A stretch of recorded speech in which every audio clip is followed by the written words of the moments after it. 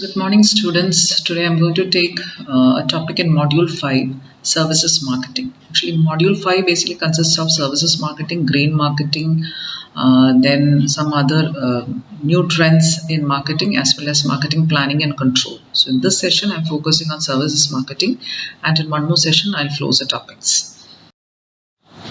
So, what is the importance of service sector in marketing? The service sector has been growing at a rate of 8% per annum in recent years. So this is a sector which has actually contributed to every country's GDP. So that is why service sector is considered to be very, very important. And a lot of thrust is being given to the service sector also. More than half of our GDP is accounted for from the services sector. And this sector dominates with the best jobs, the best talent. Now, what is a service? A form of a product that consists of activities, benefits, or satisfactions offered for sale that are essentially intangible and do not result in the ownership of anything. That is, a service is always a mixture of product as well as a lot of other activities associated with that product. And the main two features are services are intangible and services cannot be owned. It can be only experienced. A service is any act of performance that one party can offer another that is essentially intangible and does not result in the ownership of anything. Its production may or may not be tied to a physical product. It can be tied to a physical product, or services need not be always tied to a physical product also. So definition of services, it's basically identifiable intangible services. That is activities which can be identified but which we cannot touch and feel. That are the main object of a transaction, designed to provide want satisfaction to customers. There are also certain kinds of supplementary services associated with products called as the after sale service or the support services. That is when you buy a car, when you buy electronic gadget, the after sale service or the services that is being delivered by the manufacturer. That is also comes under service. So this is a goods and services continuum. In this figure you can see towards the left hand side this is mostly of goods, and here you can see this mostly of services. So towards the left hand side, clothing purely goods, jewelry purely goods, furniture purely goods, and as you move towards this will have an element of services also. Automobiles, you can see not purely goods as well as some kind of services are also being overlapped with that. Restaurant, meals, product is also there as well as the services is also there. Vacation, haircuts, childcare, again combination of goods and services. Television repair, again mostly services. Legal services, dentist which gives a root canal treatment or anything, doctors can say all those are services. Auto repair is services. Medical diagnosis also purely services. So this is what you can call it as a goods and services continuum. Towards the left hand side you can see it is pure goods, towards the right hand side you can see purely services. So these are very difficult to evaluate, whereas the effectiveness of goods are very easy to evaluate. So what are the characteristics of services? These are the four major characteristics of services. Intangibility, inseparability. You cannot separate a service from the product or whatever it is that is being given to you. Then heterogeneity, it is not always the same. Each and every person experiences a service in a different way. Okay, suppose it is a dentist. Take the example of a dentist. He has got a physical evidence is there, that is his clinic is there, the equipments there are there, then the nurses or somebody associated with it is there. So all those, that is, you cannot separate each and every entity. And also this is one thing which you cannot actually touch and feel. You are actually experiencing what is the service that is being offered. And heterogeneity is that each and every patient actually have a different kind of an experience. If one goes for a tooth pain, other might be going for a tooth fixing, other might be going for certain kind of cosmetic surgeries to a dentist. So these are the different kinds of characteristics of services. And perishability. That is if you are experiencing that service for 1 hour or 2 hours or 3 hours, or might be for a few weeks, after that it is no longer available. That is, you are paying and actually you are experiencing the service. So that is why you are calling it as a perishable. That is, you cannot buy and store it with you. So difference between physical goods and services. So this table shows you the difference between physical goods and services. Tangible, physical goods are touch, that is, we can touch and feel. Services are intangible. Physical goods are homogeneous, that is, one that comes in a batch might be of the same type, whereas services, it is heterogeneous. Production, distribution are separated from consumption. Production, distribution, consumption happens simultaneously. It's basically a thing. This is basically an activity or a process. Core value processed in factory, core value produced in buyer-seller interaction. When a buyer and seller interacts, a doctor and a patient interacts, or a bank and a customer interacts, or a hospital and a customer interacts, or a salon and a customer interacts. That is where the core value is being produced. Customers do not participate in the production process. Here, customers participate in the production process. Can be kept in stock, cannot be kept in stock. That is, you're experiencing and it is perishing out. Transfer of ownership is possible for a product, whereas transfer of ownership is not possible for services. So please, this is very, very important. You can get it as a short answer question. List the at least 3 or 4 differences between physical goods and services. And most of the products have a service component. It is not just purely products, it also has a service component with it. So they could be equipment-based service component can be there.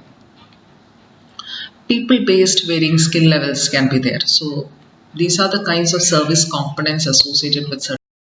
Services could meet both personal needs as well as business needs. Personal needs, just examples are haircuts, tuitions, massage parlors, or physiotherapy centers, hospitals. All these are your personal needs. Business needs are like courier services, then office cleaning or housekeeping services, that is again business needs, then delivering fresh flowers, all these are kind of business needs. So 2 kinds of needs services meet, personal needs and. We have already learned marketing mix. Marketing mix basically consisted of 4 P's, that is product, price, place and promotion. But services marketing mix is slightly different. That is, you can see product, price, place and promotion is there. Other than that, you have got 3 more P's. So totally in a services marketing mix, you have got 7 P's, or you call it as a 7 P's of services marketing. So additional 3 P's are people, process and physical evidence. So these are the 3 crucial components of services marketing. Other than product, price, place and promotion, services marketing involves people, then the process that is happening. It is not basically always manufacturing, it is some kind of a process we are experiencing, and the physical evidence, that is where the customer goes and experience, that is what you call it as a physical evidence. So we'll just see the services marketing mix by taking an example of any kind of airlines. Okay, just take the example of an airlines. Airlines is again a part of travel and tourism industry or hospitality. So basically it is a mix of product and service. So airline industry services marketing mix. This can be put across for any airline. Okay. So the airline product includes 2 types of services. That is basically 2 kinds of services are being provided by airline industry. That is on the ground services, which you actually experience in the airport or the counters and all those things. That is on the ground services, and the in-flight services. Once you board the flight, the services you get inside the flight, that is the in-flight services. So these are the 2 types of services as a product you experience in airline. On the ground, the price mix of airline industry can be any of these types. Many of the airlines some has got premium pricing, especially for first class and business classes, those kinds of things. Or certain kind of airlines are considered to be premium airlines, so they have premium pricing. Value for money pricing is there, that is if you book for this these many days before, that is you are getting certain offers and all those things. Cheap value pricing is there. Low cost pricing is there, that is low cost airlines, and also apex fares are there, that is being offered to certain kind of frequent travelers or business travelers or certain corporates. The apex fares are also there. So these are the kind of pricing that. And what about the place or the location? Okay, that is how do you experience a place in the airline. That is, one is the 24-hour reservation systems, that is how you access an airline. Okay, 24-hour online reservation, that is, it can be through your Make My Trip, or it can be through their own mobile app, their website, or travel agent's website. So 24 hours reservation system is one kind of accessibility to the airlines. Then consolidation, uh, that is what you actually feel at the airport, the consolidated location, that is the counters, the launch, and all those things. Then comes as how you access the airline is through a tour operator or a travel agent, and also with certain kind of affiliated companies, some certain kind of companies that is associated with the airline. Might be the companies that serve food, or some kind of association with the airline. So that is what is, or might be is providing you some kind of cab services that is being associated with the airlines. All these constitutes a place mix of an airline. And promotion mix, how do airlines go in for that is marketing, communication, advertising. Airlines advertisement need to keep in mind the image of the country, the scenic beauty, tourist attraction, rich cultural heritages, or which could attract number of kind of publicity they go in for, the PRO, the receptionist you see at an airline office. Travel agents is also part of the publicity. Media people are very important in publicizing the airline business. Sales promotion, again, travel agents, tour operators, offers they give you. Frontline staff contribute a lot to the promotion of airline business. That is the people you encounter in the airline counters in the airport. They are also a kind of sales promoters for the airline. Then the word of mouth, the customer loyalty ladder, that is how customers refer to each other. That is also a promotion.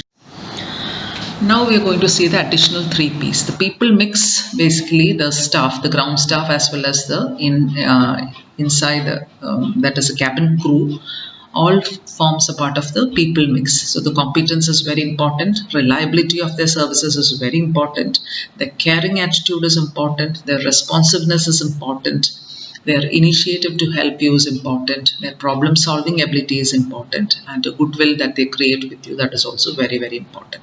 So this is where the crucial P, that is a people who actually interact with the customer, their these kind of traits are very, very important in service sector. This is not only with the airlines, you can apply to banking industry, you can apply to hotel industry, or any kind of restaurants, or might be some kind of amusement parks or tourist destinations. If you go, all these can be applied there also. So that is the people mix. Now, what is a process in an airline industry? Processes, one is a reservation process, information, flight informations they provide through their apps or other kind of portals and all those things. The facilities in the airport, that is the baggage carrying, how we are being directed to various counters and all those things. All those forms a part of an operation process. Then the meal service that is being delivered inside there, and how they are giving it on time, how they handle the customers, that also forms a part of operations or the process. In-flight entertainment, the TV or music or whatever it is, or some kind of reading materials they give you, all those in-flight entertainment, and also the quality of the service that is being given. So these forms a process mix. So I think we have seen the 7 P's with an example of an airline industry. Just like this, you can apply to hotels, you can apply to banks or education institutions, hospitals, etc. Now, what is a physical evidence? Physical evidence on the ground, you can see the booking offices or the ticket counters, the paperwork or the tags and all those things that is being given. Put it on your baggage, the tickets, boarding pass, all these are the physical evidence for the airlines, on the ground airlines, that is on the ground facilities. In-flight physical evidence is the aircraft itself, okay, the interiors and the experience, you get the seating configuration, good inner exteriors, cleanliness, uniform of the staff, the ambience inside, even the perfume of the that is air purifier, fragrance inside, that is also an in-flight experience. The baggage facility is given inside, the labels or the tags. 3 types of marketing that happens in services industry. Services industry has got actually 3 components, basically the company as such, the employees and the customers. These are the 3 entities which frequently interacts with each other. So taking these 3 entities, we have 3 types of marketing that is happening between the company and the customer, the usual, the external marketing, between the customer and the employees, interactive marketing, and between the employees and the company, internal marketing.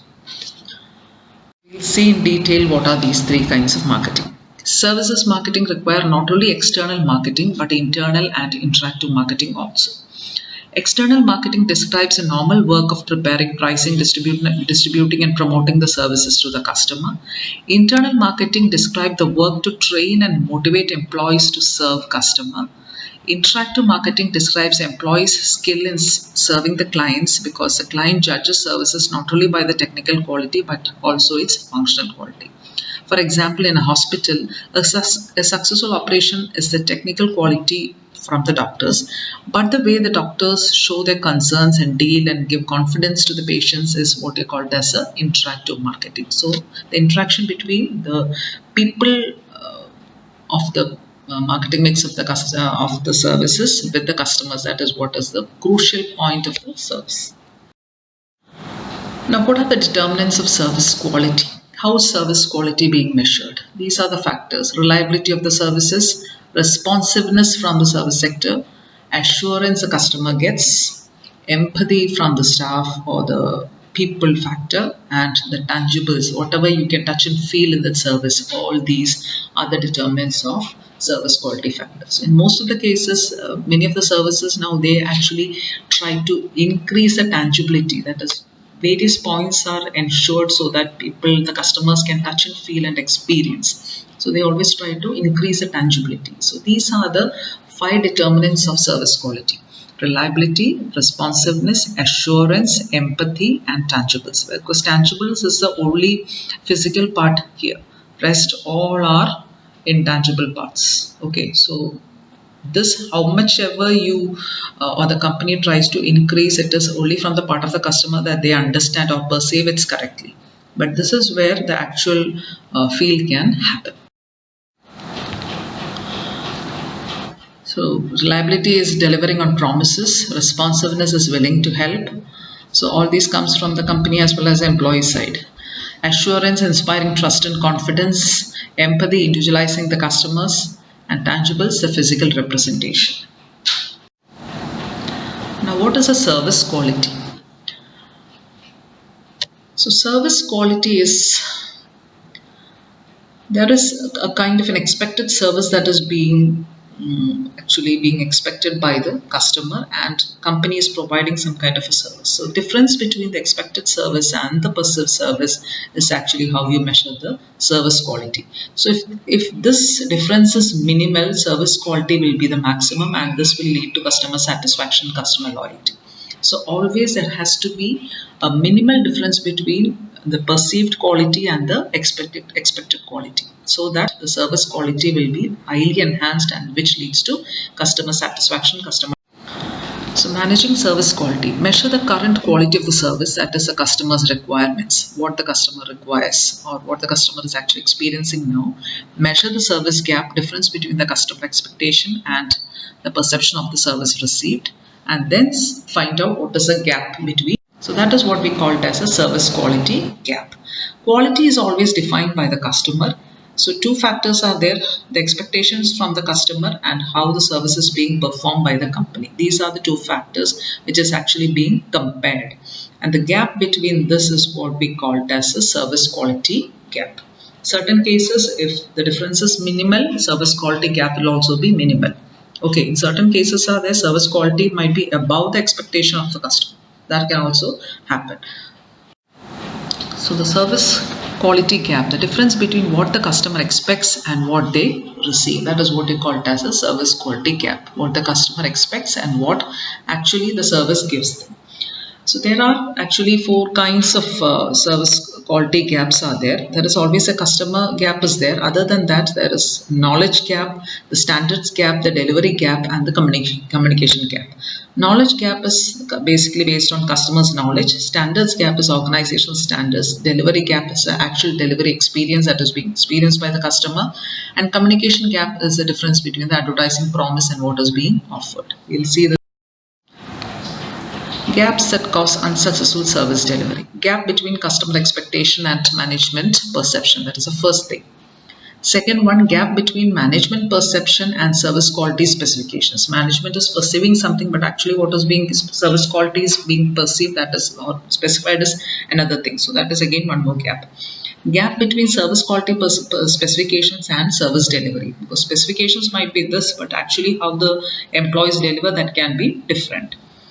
Gap between service delivery and external communication. If external communication, suppose like Pizza Hut is actually giving the best of the ambience experience and all those things in advertisement, but once or the best what is a service or timely home delivery is the advertisement that is being given, but once you order online on Pizza Hut and you are getting it half an hour late, that is the gap between the service delivery and external communication.